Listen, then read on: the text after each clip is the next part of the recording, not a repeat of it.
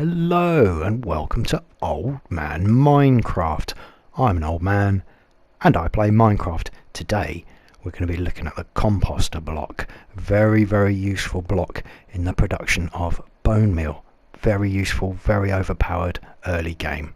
Now, Mr. Baby Turtle, how do we make a Composter block? I'll show you. It's actually very easy. You need 7 wood slabs. Any wood will do.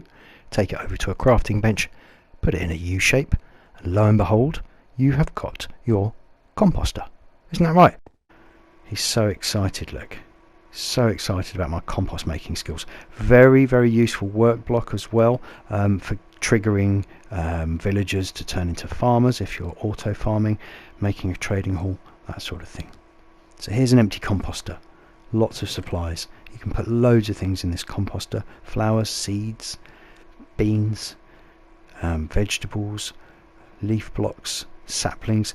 Cake also goes in. Very expensive to make. Baked potato, very cheap to make, goes in as well. Bone meal is so useful early game, I can't stress enough. As we can see, each item will make an attempt at filling up one of the 8 layers inside this composter. There's a probability involved with each of these items. I'd look at the wiki if I were you. Very useful. There's a probability, a chance of each of these items, any compostable item, to fill up one layer in the composter. Now, luxury items like cake have a very high probability of filling up a layer, as do baked potatoes. Now I think it's something like an 85% chance with baked potatoes, but as you can see, as I approach the top, white bits appear. I press it again and out pops some bone meal. I'm sure you know what bone meal is used for in Minecraft. You pop down some seeds, in this case wheat, and apply bone meal to the top of it. It grows up. This is in creative. In survival it grows incrementally. Just something to watch out for. There are I think 3 or 4 stages of growth for every bone meal. If you're into brown dye, or cookies in fact, you can also do things like cocoa beans. Melons, pumpkins also work. Incremental stages. This bone meal also works on grass. Great way for getting new seeds. If for any reason you run out, I don't see why you would. Also, I found out fairly recently, if you take a flower and you apply bone meal to the top of that collision box, it actually produces more flowers. Very useful if you are into your dyes. Talking of dyes, simplest recipe in the world, I think. Take some bone meal, put it in the middle of a crafting bench, and what do you end up with? White dye. Really good if you want to get your sheep back to white, or indeed, like me, use a lot of white concrete. At the moment my building's very modernist, and I'm really enjoying some of the architectural things you can get going with tons upon tons of white concrete. And there's the recipe. Very useful. Now, what happens if I don't really fancy the idea of spamming things into the top of a composter all day long? Well, I can use a hopper, and if I pop up here, you will see it is leading into the top of the composter. Now, hoppers are very useful. I'm going to fill this inventory up, the hopper's inventory, and as you can see, it starts piling things into the composter for us until it is full to the brim. Fantastic. Well, why do it yourself when you can get a machine to do it for you? That's what I say.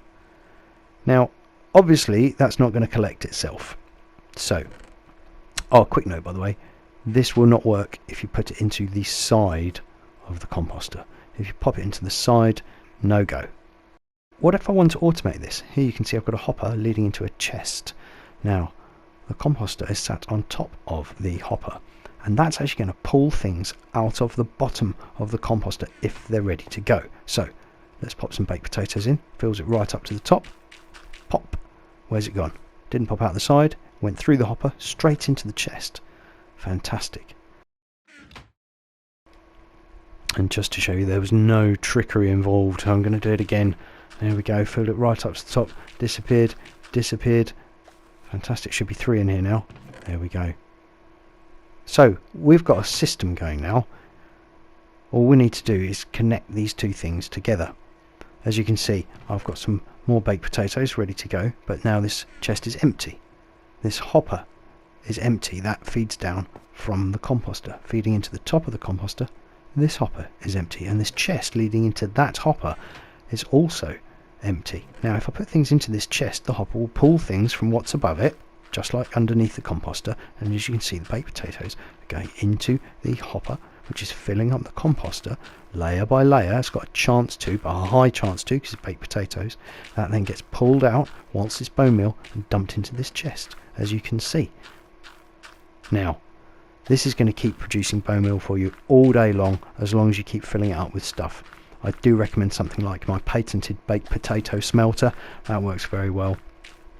I'm going to nab some of those, because if you take this design and you literally just put two of them together side by side, here's one, there's another, exactly the same side by side, just like this layout, you are going to double your composting power.